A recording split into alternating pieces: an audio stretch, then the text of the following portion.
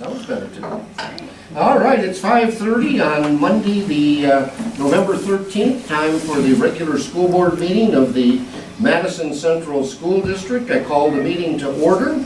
Mr. Brooks will record the members present or absent, and we do have Mr. Miller joining us via phone this evening. So we do have a quorum.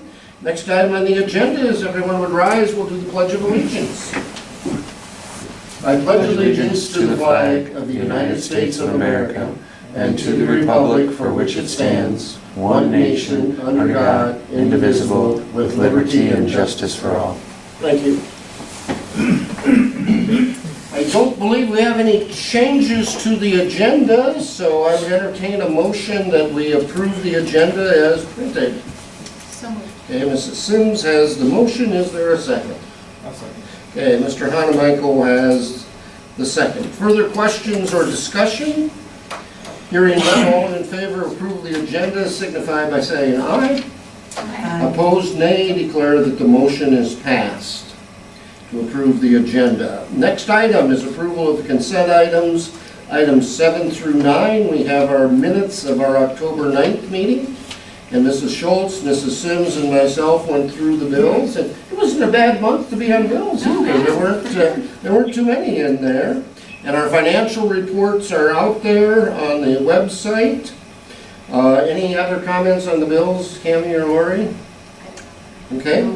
So we're on to personnel actions. Which one of you gentlemen are going to handle that one? Well, I'll just touch base quick. Charlene Hansen been hired to replace Jim Halverson, who retired in California. Yeah, 12 hours per hour, and then it's 50-cent a night differential. And then Eric Gower, as a 7th grade girls basketball coach, replaced Stacy Anderson, and that's at 1701. Okay. So we have the personnel actions with recommendation from the administration to approve. The other items in our consent, I would entertain a motion to approve the consent items. So moved by Leah, or Mrs. Cecil. Second. Second. Okay, by Mrs. Schultz. Further questions, discussion? Hearing none, all in favor of approval of the consent items 7 through 9 signify by saying aye. Any opposed signify by saying nay. Declare the motion has carried.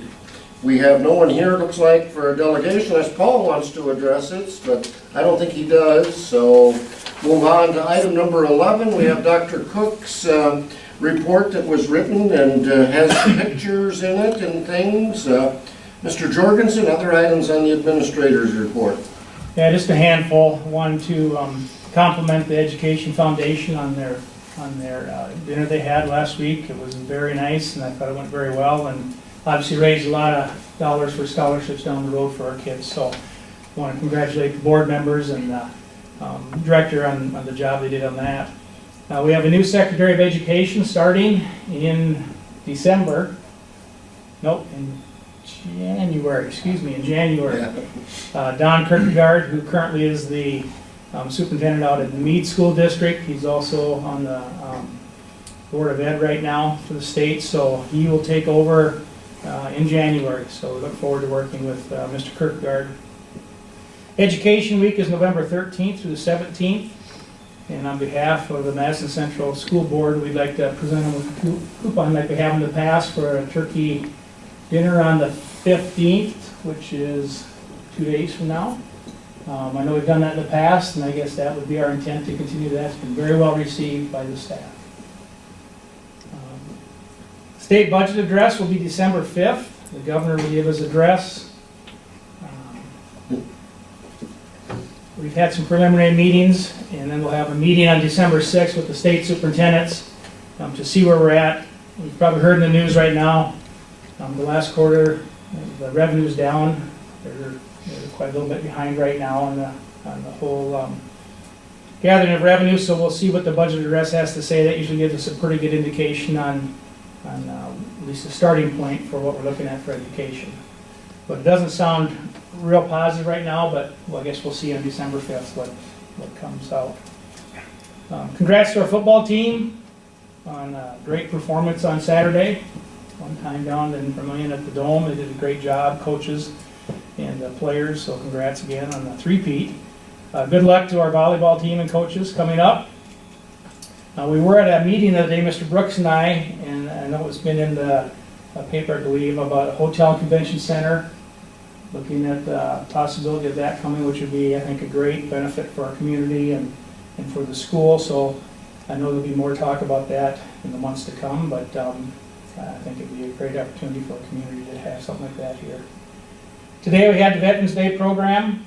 I don't know if anybody was able to attend, but it's a super nice program. The chorus, the band, the student speakers, the speaker, it was just a really nice performance today.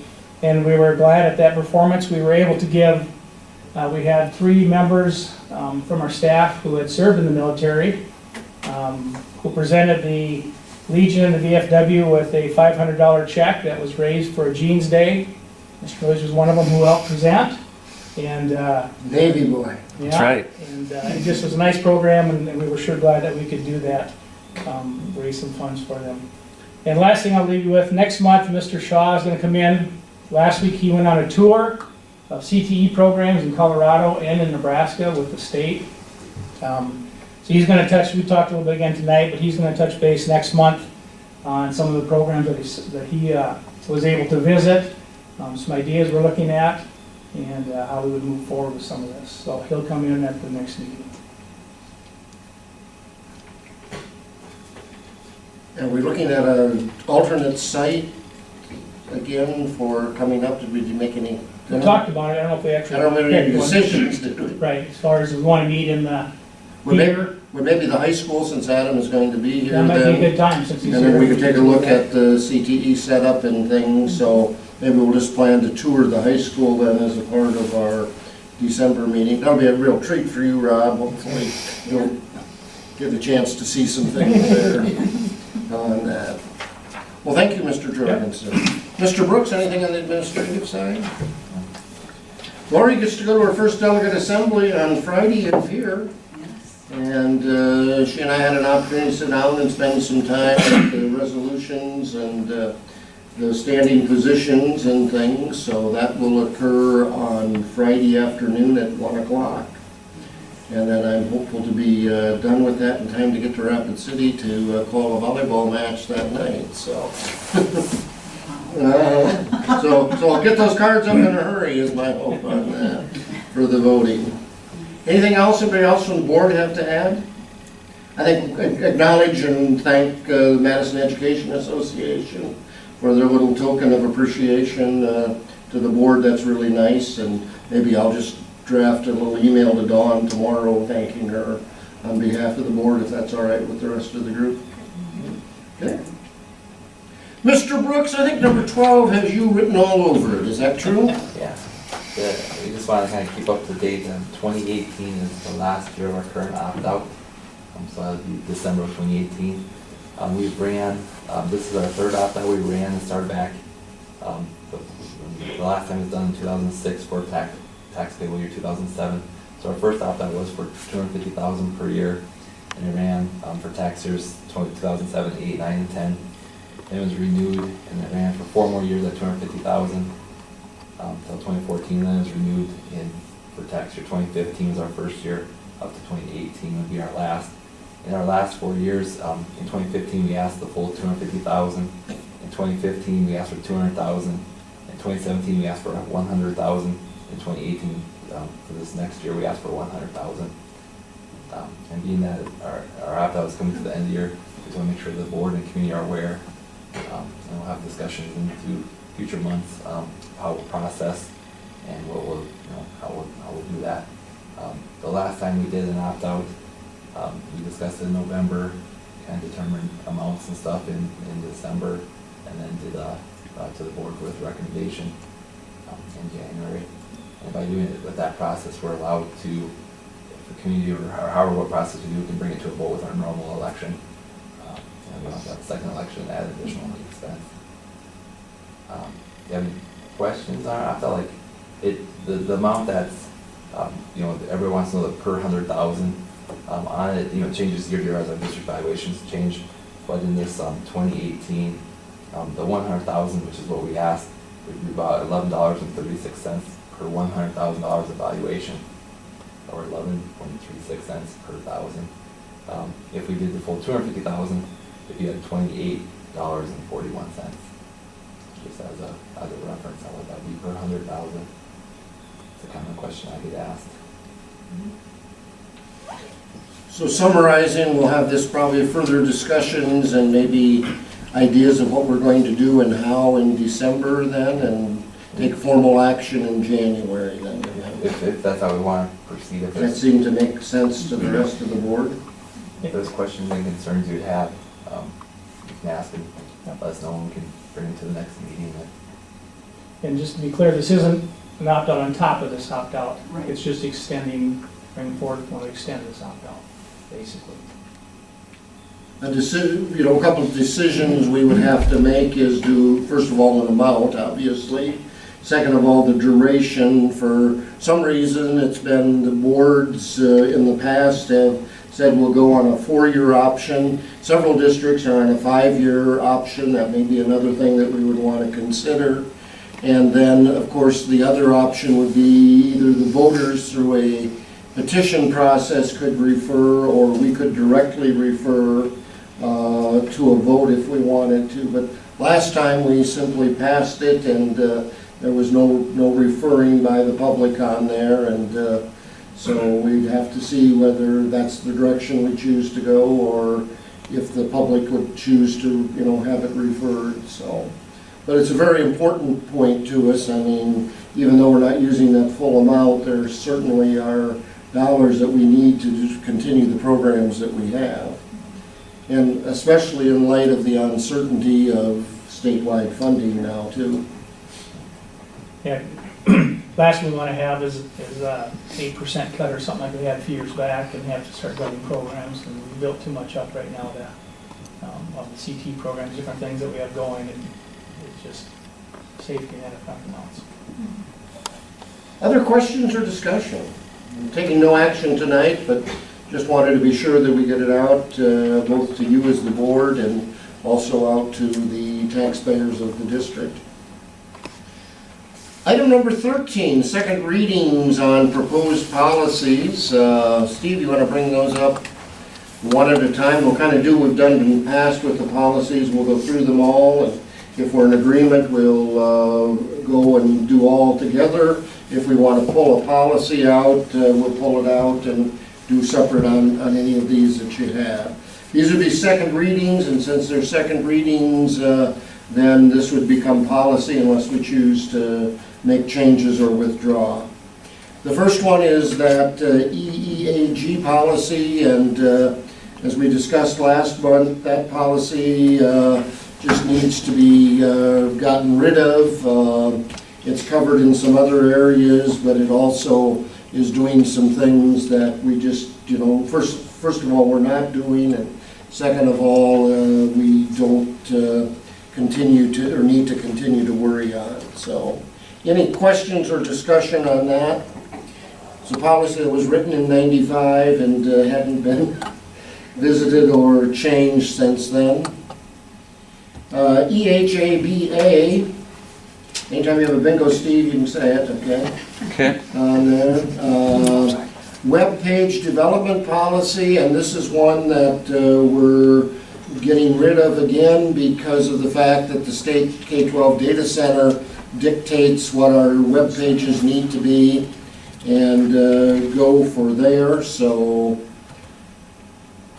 and then at the bottom is what the state's policy actually is. So rather than trying to revise what we had, we just simply chose to bring in what the state K-12 data center has done and for their policy. And if we choose not to follow it, that's fine, but then we don't get the services. So, any questions on EHABA? Then we have GCA, arrangement for professional substitutes. And on that one, Slide down a little bit, Steve. There you go. That's good. and the only change that we made in that sub-policy was to simply strike all of the verbiage talking about what we were, and then just simply to refer as to what our classified agreement is. And that is, right now we have that on a 2-year contract, so it would run for the 2 years, but instead of trying to change the policy every time that agreement changes, whether it's a 1-year agreement or a 2-year agreement, this certainly makes more sense there on that one. Okay, and then the JCL, job control language, oh no, that's another life. That was when Cammy was in school.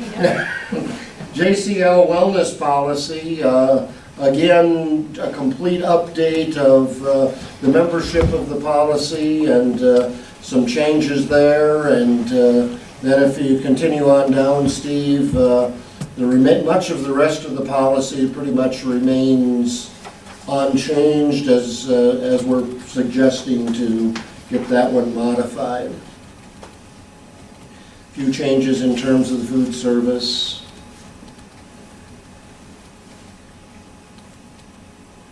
So any questions, comments on any of those policies? Then with that said, I would entertain a motion that we have the second reading, thus adopting those policies, EEAG, EHABA, GCEA, and JCL. I wish to make that motion. Okay. Is there a second? I'll second. Okay, Mr. Handelman with the second. Mrs. Schultz with the motion. Further questions, discussions? Hearing none, all in favor of the second reading and approval of those policies signify by saying aye. Opposed, nay. Declare the policies have passed their second reading. First reading, GDM-A compensatory time agreement. Mr. Jorgensen, we'll let you do that one now. Well, this is found in GDM. There's really no need for this form to be in there because it's all covered in the GDM. And as Mr. Brooks and I looked at it, it's just one more sheet of paper we don't have to have in there as far as we're concerned. There's no need for it. And you notice there's no date on it, so I'm not sure when this was even put in at some point in time. But just making you aware of it, and like I say, if you go look at GDM, that policy, you'll see that's like number 6 or something on there. It defines It's defined on there already. And this was just, appeared to be a tracking sheet that may have one time been used, but isn't currently being used either. So that's the reason for striking that. All right, and then Mr. Brooks, the dynamic policy by the dynamic Mr. Brooks, EF Food Service Management and EFR Food Service Management. There's been a lot of suggestions out about changing our food service management policies or just schools around the state. So I went out and looked at a number of schools that have completed theirs recently. Kind of took some different things from it. So I kind of just, some of it's the same, but I just kind of struck it out and then put a new one towards the bottom. And we just kind of talk about, just the beginning what we recognize and what we'll provide on that participation. It's not required, but we have available, and we have free reduced programs available, and then defined responsibilities. And so for this one, it's just kind of defining that we can use a management company, we'll provide, and things like that. So it's just kind of an overview of the program.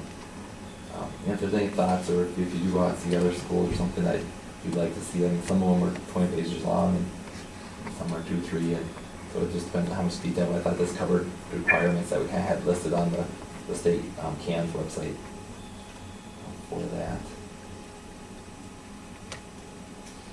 Further questions or discussion with Mr. Brooks on that? You want to talk a little bit about the account balance one, or account policy? Yeah, and then the EF-R, our old policy, which kind of sort of talk about day 1, day 2, day 3, and it works well if it's a single child in the family, but if there's more than one, the balances change quite a bit. So we just kind of went through, I worked with Mrs. Stevenson, reviewed it with principals, and any input would be great, because it's a hard policy. You hear this in the headlines all around, and so we just kind of went to identify, make sure I got my right page here, just kind of define out, the parents' expectations, the district, the parents' expectations. Then we talk about how we'll do notifications at the high school and middle school. And as a child comes through line, if their balance is low, they'll be notified that their balance is low and they need to bring in funds. And it's a verbal note. We don't send notes home with middle school and high school because of their age. And then if it gets too low, then they'll be offered what's in theory an alternate meal. And we'll talk about that a little bit down towards the bottom, how that would work.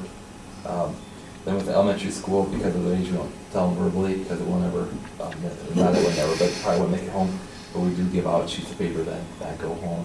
They get their folders and their backpacks on that day, and then that's how parents can know.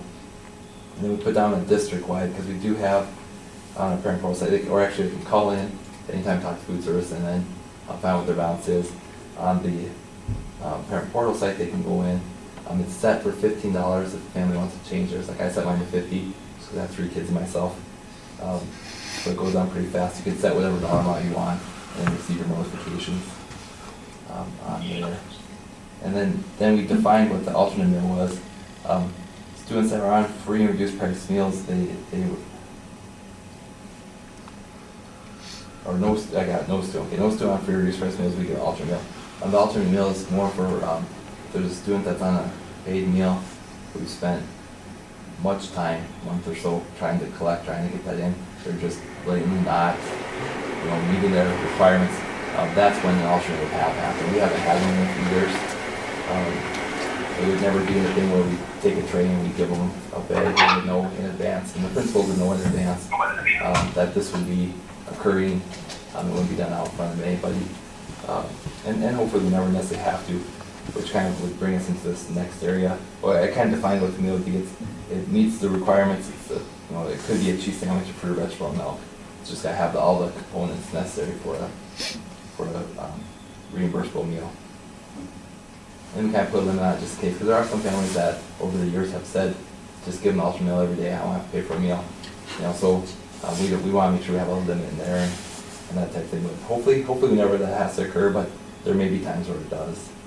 And then with the negative balances, we have a wide range of families, and there's many that we work with on a monthly basis to just make sure we're keeping accounts balanced in that.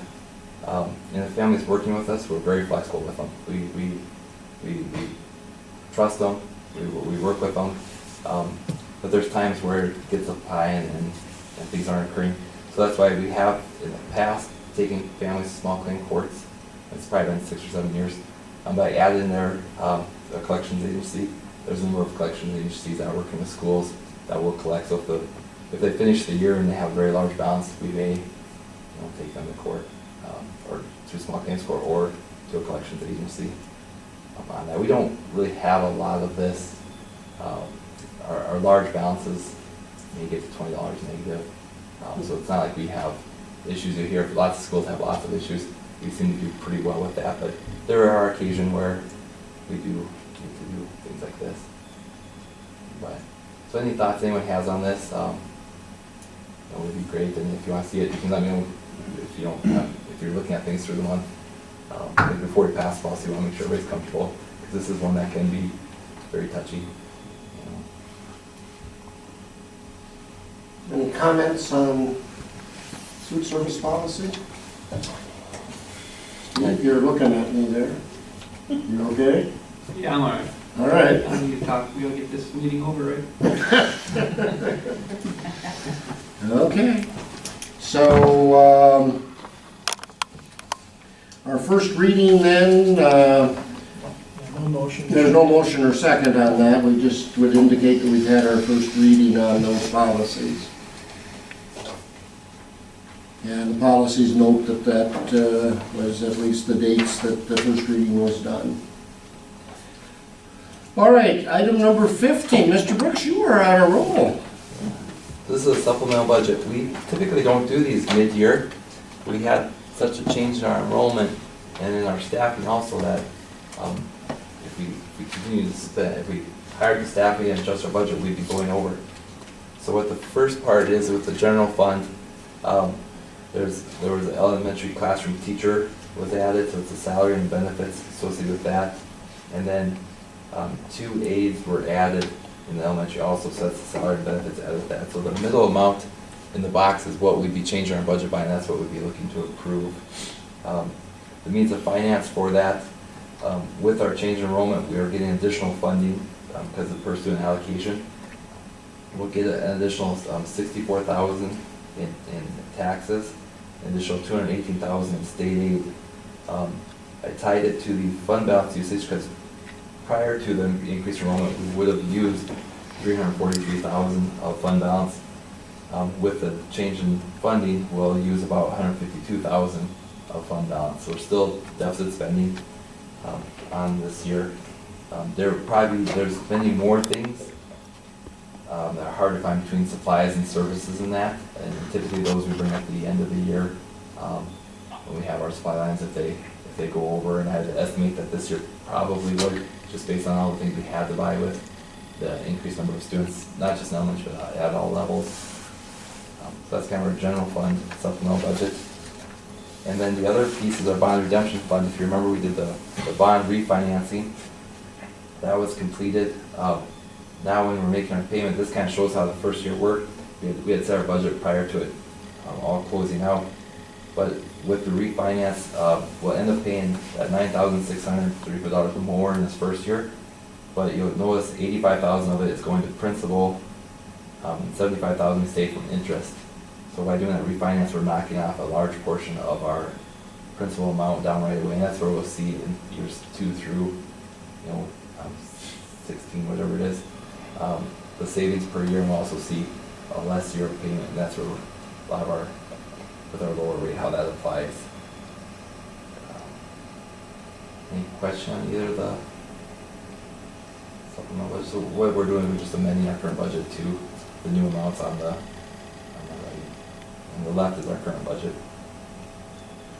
And then we have to indicate in all of those method of finance, Yeah. and when we make changes or Changes moves in in expenditure, finance, yeah, so. we have to indicate how we're funding.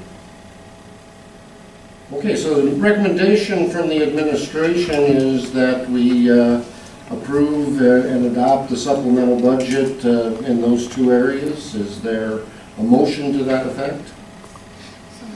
Okay, Mrs. Sims, is there a second? Okay, then Mrs. Cecil. Further questions, discussion? I think it's a good thing to get that taken care of now rather than having to make those changes later. Like you said, we'll definitely have some others we'll be looking at, but those we need to wait on. So. Further questions, discussion? Hearing none, all in favor of approval and adoption of the supplemental budget as presented, signify by saying aye. Aye. Opposed, nay. Declare that that is passed. Paul, unless you have any questions or anything, we go into executive session and you have to leave. Sorry about that. We all right with me? Thank you for coming. You're gone too, Steve.